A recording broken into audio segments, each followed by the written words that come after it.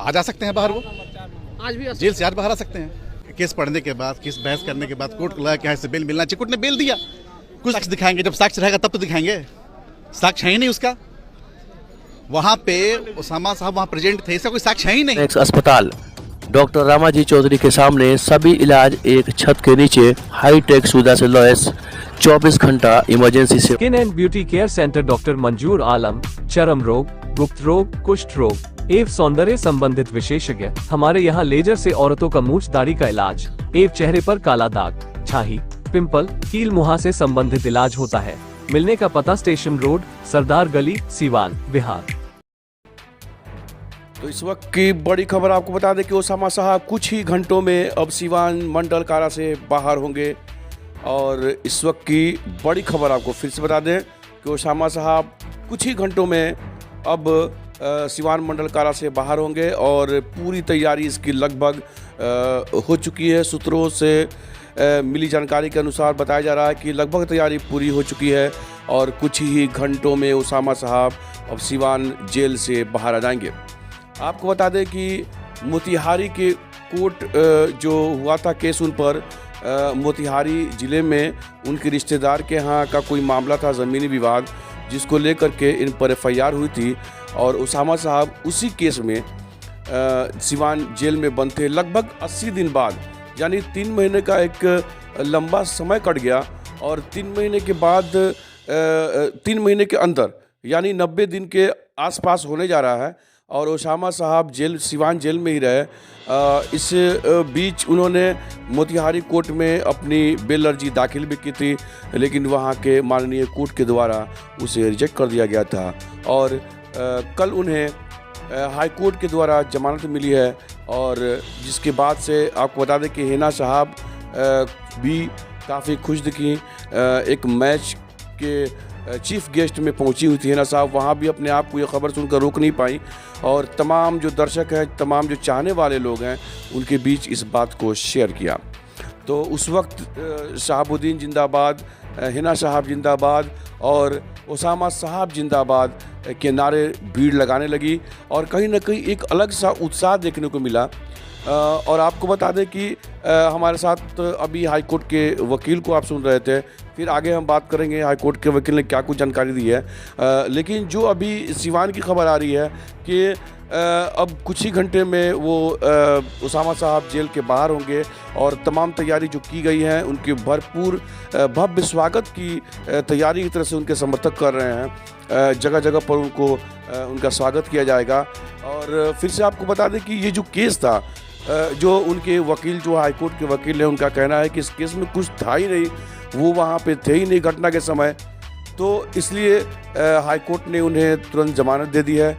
और जमानत मिलने के बाद से अब कुछ ही घंटों में, आज यानी 11 तारीख को कुछ ही घंटों में अब ओसामा साहब सीवान जेल से बाहर होंगे और तमाम अपने समर्थकों, अपने चाहने वालों के बीच में होंगे। तो इस वक्त की बड़ी खबर, जो लोग खबर देख रहे हैं वो चैनल को ज़रूर सब्सक्राइब कर लें ताकि अपना प्यार दें, ताकि चैनल आपको हर इस तरह की खबर लगातार समर्थकों तक, तमाम जो लोग हैं उन तक पहुँचाती रही हमारी टीम। तो आइए सुनते हैं कि उनके वकील का क्या कहना है। इसके पहले मैं आपको रोशनी डाल दूँ कि किस किस मामले में ओसामा साहब बनते। तो आपको बता दें कि हुसैनगंज थाना क्षेत्र के छपिया गांव में एक 42 कट्ठा ज़मीन का मामला था। वो उसमें अभिषेक उर्फ जिम्मी के द्वारा सलमान, इनके जो करीबी है, एक सलमान नामक युवक है वो, और ओसामा साहब पर FIR दर्ज हुआ था। और उस मामले में हुसैनगंज पुलिस कोटा से लेकर इनको आई थी। ओसामा साहब कोटा में कुछ ट्रैफिक रूल की वजह से उन्हें पुलिस ने गिरफ्तार किया था, हालांकि तुरंत उनको छोड़ दिया गया था। उसके बाद जैसे ही सूचना मिली, सीवान पुलिस वहाँ पहुंची और राजस्थान कोटा से लेकर के इनको आई और जमानत अर्जी यहाँ भी दाखिल की गई, लेकिन माननीय सीवान कोर्ट के द्वारा उन्हें बेल खारिज करते हुए उन्हें जेल में भेज दिया गया था।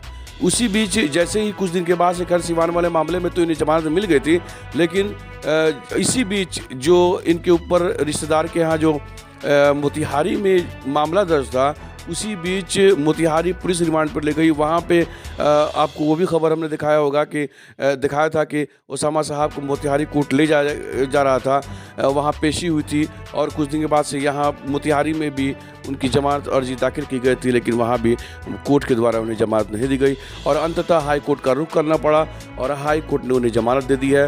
तो अब कुछ ही घंटों में उसामा साहब जेल से बाहर होंगे। तमाम समर्थकों, जैसे जैसे समर्थक वहाँ जेल गेट पे जुड़ेंगे, वैसे वैसे हम वो तस्वीरें भी आपको दिखाएंगे। और सबसे बड़ी बात जो ये है कि उसामा साहब को उनके वकील साहब का कहना है कि इनको फंसाया गया था, वो कहीं घटना में थे ही नहीं। तो एक ये बहुत बड़ा मामला है कि आखिर राजनीति के तहत उन्हें फंसाया जा रहा है। आखिर क्या बात है कि उसामा साहब को लगातार टारगेट किया गया और उन्हें आखिर जब निर्दोष है, वो निर्दोष रहते हुए उन्हें 80-90 दिन के आसपास सिवान जेल में रहना पड़ा। हालांकि अभी जो सिवान शहर का माहौल है, काफ़ी लोग खुश हैं, उनके जो समर्थक हैं काफ़ी चाहने वाले हैं। आपको बता दें कि पूर्व सांसद मोहम्मद शहाबुद्दीन के निधन के बाद से तमाम जो एक मुस्लिम का बड़ा वोट बैंक है, मुस्लिम जो और हालांकि उनके चाहने वाले तो हर कास्ट में हैं, हर धर्म के चाहने वाले लोग उनके यहाँ मौजूद हैं। और आपको बता दें कि वो लोगों में एक अलग तरह की खुशी है और जो पूर्व सांसद मोहम्मद शहाबुद्दीन के निधन के बाद से उस परिवार के प्रति एक सिंपैथी भी जुड़ता है। कहीं ना कहीं यही वजह रहा कि हिना साहब दरभंगा का सफ़र करती हैं तो लाखों लाख की भीड़ उनका स्वागत करती है और एक इतिहास रचा जाता है कि जो जेसीबी से उनके ऊपर फूलों की बरसात की गई थी। ये तस्वीरें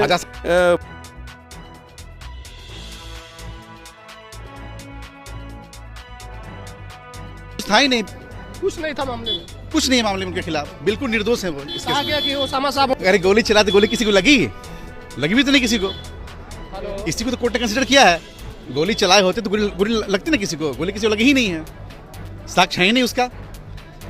वहाँ पे उसामा साहब वहाँ प्रेजेंट थे, इसका कोई साक्ष्य है ही नहीं। जो भी केस में जो भी बातें थे बस ये उन पे जज साहब ने देखा कि अरे भाई कोई एलिगेशन है ही नहीं उस पर, एक्चुअली किसी को इंजरी है ही नहीं उनके द्वारा, तो जज साहब ने बेल दिया।